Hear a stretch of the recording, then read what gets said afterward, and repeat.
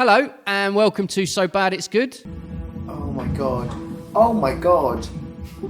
Oh my god. This time round, we've watched The Fanatic, I was going to try and think of a decent word to describe it. It's just a movie starring John Travolta. I can't talk too long. I gotta poo. Oh. Well, we're not supposed to swear within like the first 30 seconds or a minute of these videos, are we? But I can't get beyond the fact that I want to tell everyone straight away that I fucking hated this film.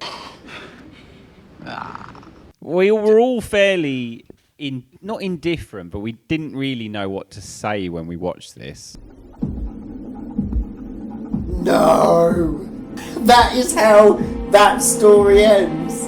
Oh, Freddy D, what have you done? John Travolta plays Moose, who is an obsessive fan and an autistic chap. He wants to meet his favourite idol, Hunter Dunbar. Why didn't you tell me this was actually happening? It just came together. What am I supposed to do? Call you on your moped? Goes to his friend's comic book store to get stuff signed. That gets interrupted. He gets a bit worked up about that. Is he gonna sign? Yes, he's gonna sign. Him and Hunter Dunbar have a bit of an encounter. Argy-bargy. Argy-bargy, not a positive encounter. How would I sign your face with my f***ing fist? In order to try and apologise, things just get weirder. John Travolta's character Moose finds out where he lives, kills the maid by accident in the garden. I had a nosebleed. It wasn't fun. You fix it. You take paper towels and you put it up your nose like... How is he able to live on his own?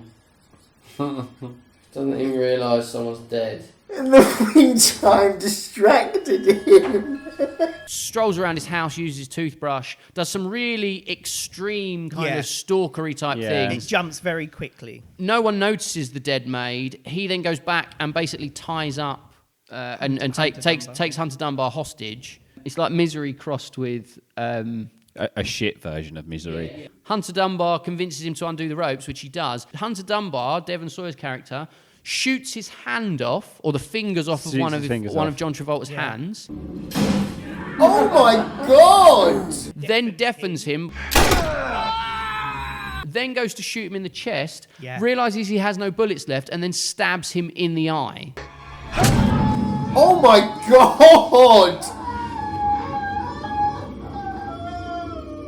Then picks him up and sends him on his way. Oh my God. What happened? Well, you're not gonna believe it. Hunter Dunbar then gets arrested for the murder of his maid. And that's the end of the movie. This film almost takes a horror twist at the end. Yes. To the point where it feels like it's out of place. I mean, the way he stabs him in the eye, I have watched it back a few times, and every time I go, ooh.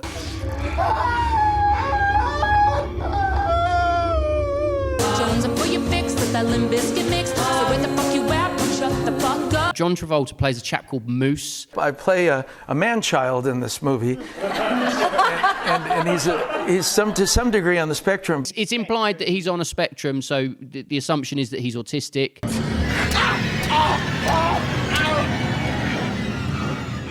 I fooled under Dunbar. I'm such a good actor. It's almost like when they wrote this film, they needed some reason for him to act in this way, and they just went, oh, we'll make him autistic. I am not a stalker. I am a fan, Leah.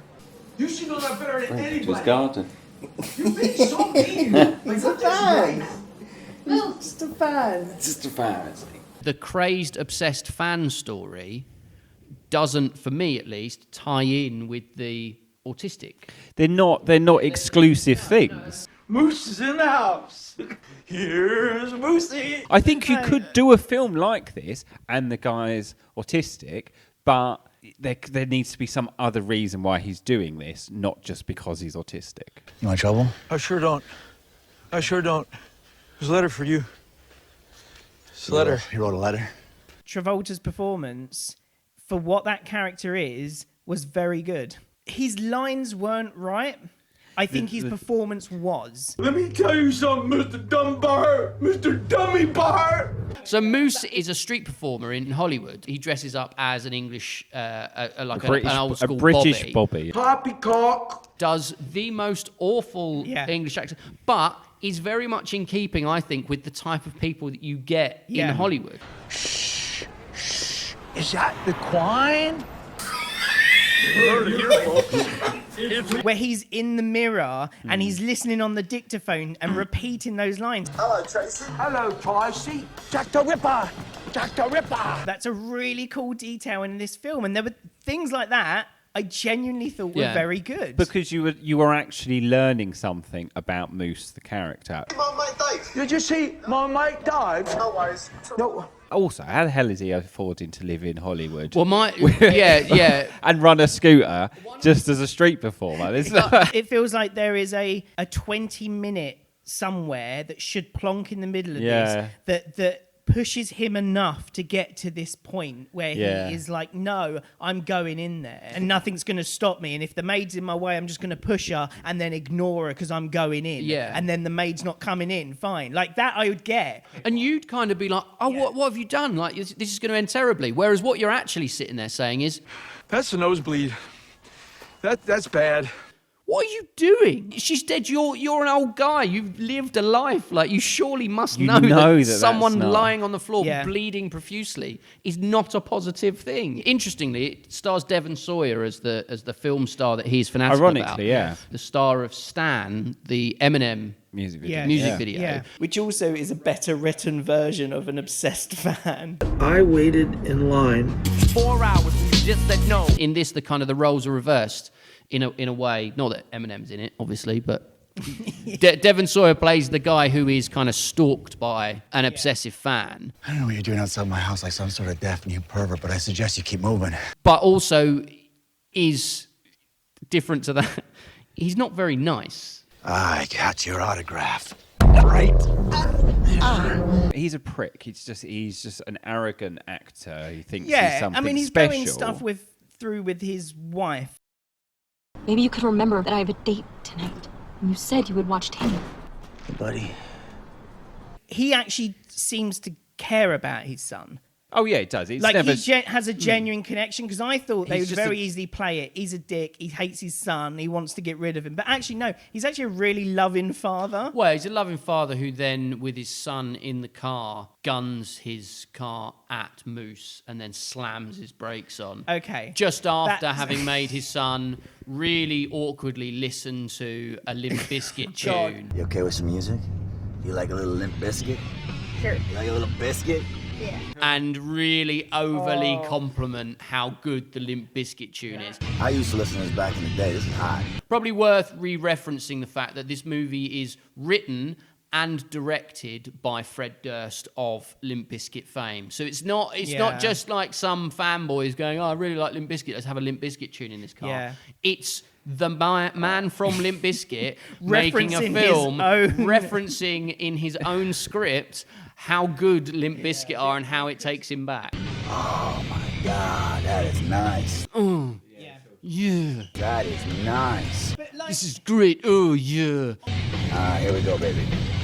Oh, it takes me back. Oh. With love, Hunter Dunbar.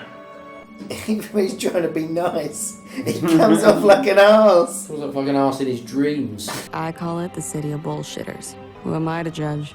I live here too. Like a really melodramatic, over-the-top voiceover that just appears at different parts. I put some of the blame on myself. I just wanted to be a good friend. That's Leah, isn't it? That's Leah, his best friend. Best friend, not a sister? BFF or BBF. What took you so long, Leah? I've been waiting here like 200 hours. Did you bring cutters? I said bolt cutters. I don't know what they are. So she's a celeb pap. It's a celebrity pap. Paparazzi photographer. They say you should never meet your heroes. It's when you get too close enough to see what's behind the mask. When I rewatched it, I was like, just get rid of it. There's no need for that at all. Yeah, because it doesn't do anything for the story. No, it doesn't really. It's a bit cliche. She also, she doesn't seem to know enough about him. Stop it! I came here to see Hunter Dunbar. Leah! Leah! Leah! She's just kind of oblivious to who he actually is. Well, I put my neck on the line for you so that you could continue with your freaky little hobby collecting autographs like a child. And this is how you repay me? By acting like a maniac? So the reason why Moose ends up at Hunter Dunbar's house... Funny that you mentioned Dunbar. Because I was just at his house.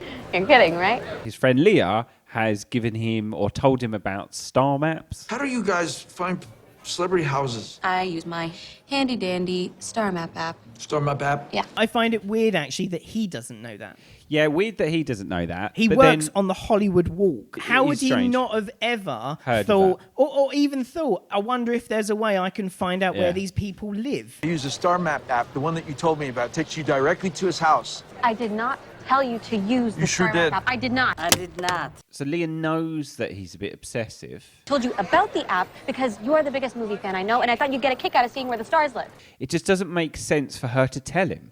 Yeah. Yeah. It makes no sense to tell him other than the fact that you need him. And she invites him to a party. Oh my God, Moose, are you okay? Am I all right? This is not a good idea. It's a high-class party. He doesn't look like he should be there, and you know he's going to act up in a way because he does. That's just every time we see him, he does.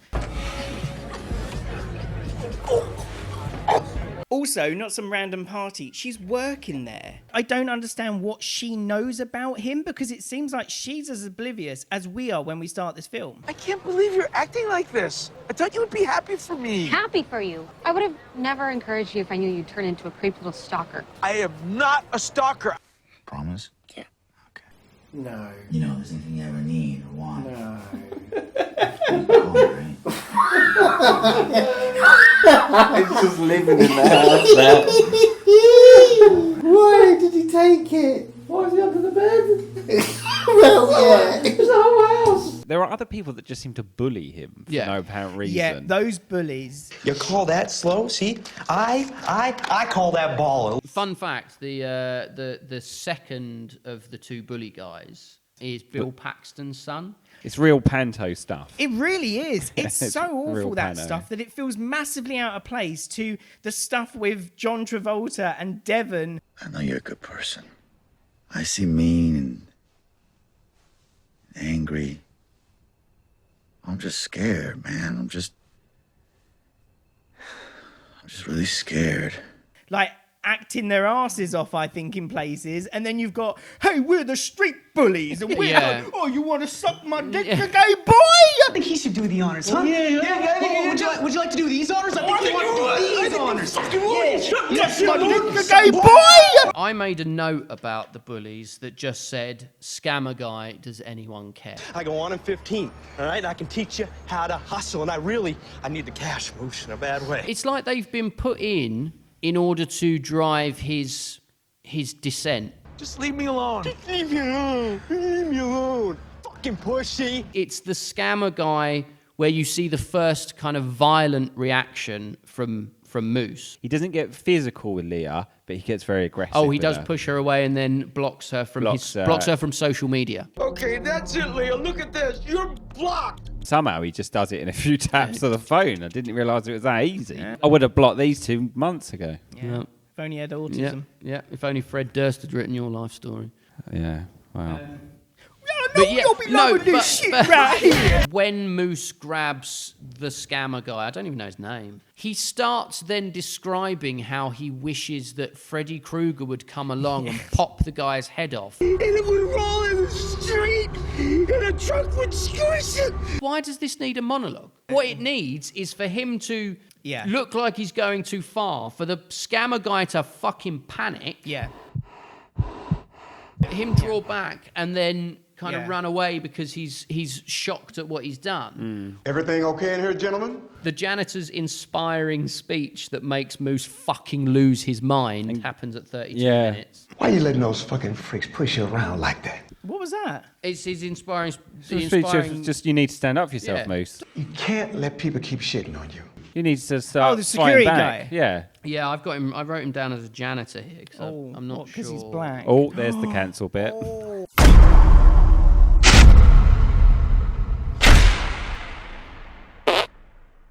No. Jesus, Dave. That's really overstepped the mark. I feel like I might start edging out a shot now. Oh my God. I genuinely... Just as we were really hitting our stride and picking up nearly 200 subscribers. I was about to say, it's a good thing no one watches, really. That maid's body is in that garden, I'm pretty sure, for 2 days. It is, but it's okay because it was raining, so the gardener went home. Yeah. Your render, it's raining out. I cannot finish. Maybe I go home? Yeah, go home. You're a gardener, man. You're not like, it's not like you're mixing concrete and the water's going to be a problem. It's not you're plugging in plugs to the grass. It's going to start raining, which means I can't work. Can I go home? No, just do something other than run the fucking hose pipe. Yeah.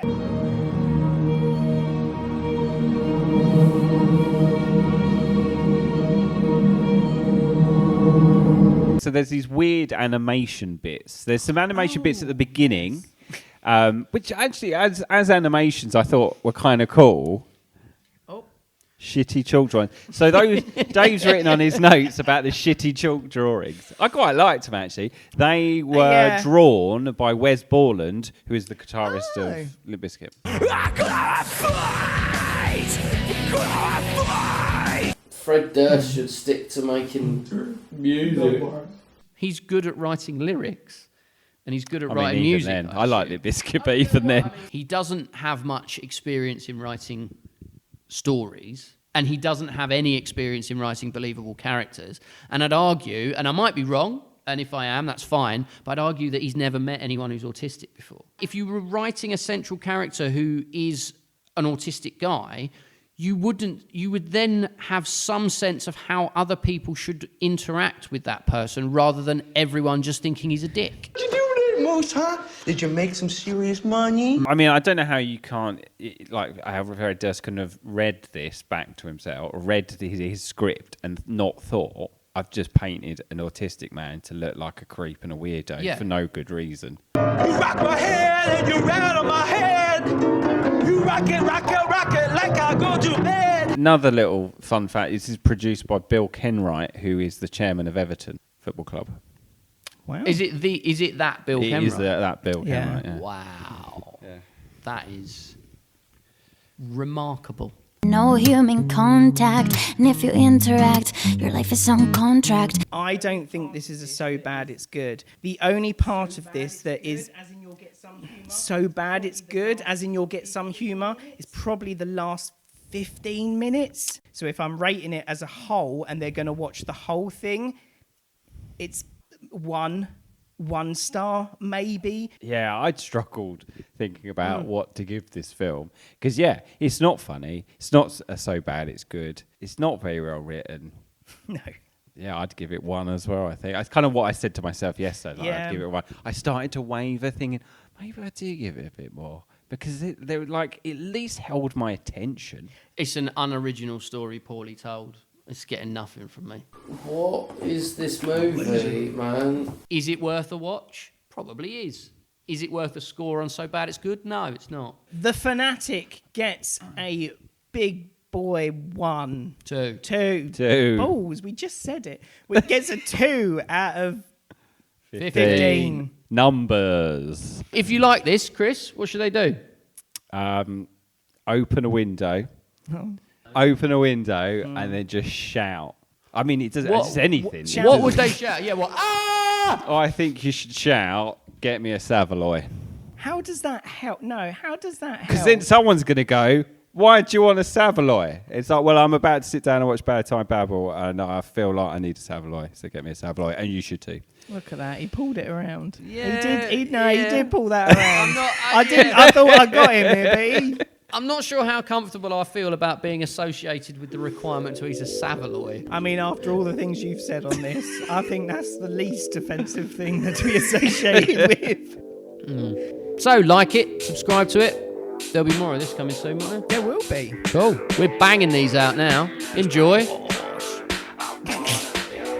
Yeah, grew up alone on the coast, yeah.